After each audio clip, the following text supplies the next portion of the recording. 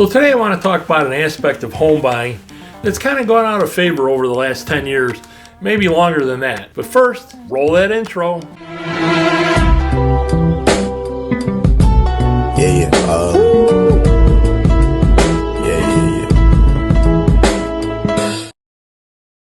Okay, let's do our usual house cleaning. Please like, subscribe, and click that bell so you're notified when we upload our next video. So everything that's in fashion eventually goes out of fashion.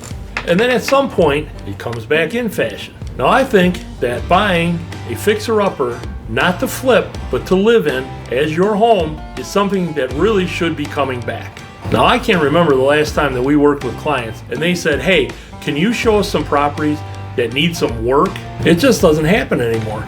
Buyers in all price ranges are looking for move-in ready. And I understand why. People are busy, people don't have the time, people don't want to make the time, people don't think they might not have the skills to be able to do the work. But first-time home buyers especially should really be looking at some of these properties. Now I'm really focusing here on first-time home buyers, but this can work for anybody. But really, looking at it from a first-time homebuyer perspective, given the interest rates that we have, given the low inventory that we have, given the historic highs that home prices are at right now, there's absolutely no reason that you shouldn't be looking at some of these properties. One reason first-time buyers should be looking at these properties more often is that they spend a lot more time on the market than a home that's move-in ready. Probably not going to be seeing multiple offers. Probably not going to be getting into a bidding war for these homes. Homes like this spend more time on the market. More time on the market means that a seller is more likely to be willing to negotiate. And the actual purchase price is something that you really should be thinking about, because interest rates eventually will come down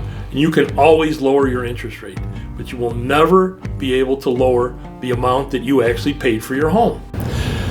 So you may say, well, I just don't have the skill set to be able to do that kind of work. Now I'm not saying to buy a home that needs to be gutted down to the studs.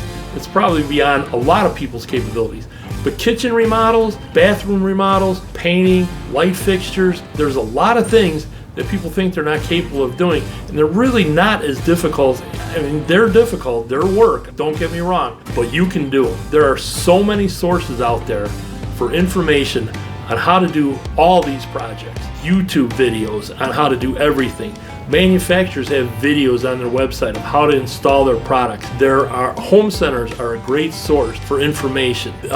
Color Tile has classes on how to install a tile backsplash. You probably also have friends who do know how to do this stuff. And it's time to call in on those friendships. People, especially first-time home buyers at that age, we did all kinds of projects where we had friends and family and everybody came over and lent a hand, and they went a lot faster than you thought they would. Now, you might get into situations where there's something you're not comfortable doing, plumbing, electrical, but you can get a contractor, a plumbing contractor, to come out and do a rough-in in a bathroom, and then you do the rest of it. First, you do the demolition, which saves you a ton of money, and then they do the rough-in, and you install the fixtures, you can do the tile, and you're going to build equity by doing these type of projects in your home over the course of the time that you're there that you wouldn't get if you bought a home that was move-in ready. Of course, as in everything else, there's trade-offs. You're going to be living in a home from time to time that is pretty dusty, that has a kitchen that's in disarray. You'll have to live with that. You won't be starting out with your exact dream home completely done. But in all honesty, even if you buy a home that is move-in ready, there's going to be things about it that you don't like. You'll find them out fairly quickly, and you'll want to change those. And those are going to be projects too. So the illusion of this move-in ready being perfect, nothing is done exactly to your taste because it wasn't designed for you. Whereas if you do this work yourself, you're going to eventually have a house that everything is the way you want it to be. So if you're thinking about being in your house for 5 years, this is a great way to build a lot more equity than you would normally have.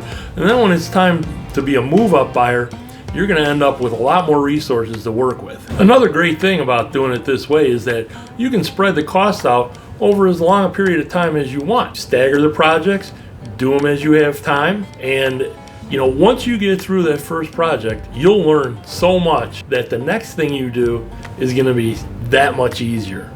guaranteed. So really the bottom line is, if affordability is a key factor for you in your home purchase, you want to look at these kind of properties. Don't pass them by. If you're willing to put in the work, put in the time, you can end up with a great house for a great price, and you will be able to build equity in your home significantly faster than you would be any other way. If you'd like to hear more about this or any other subject, please leave comments below.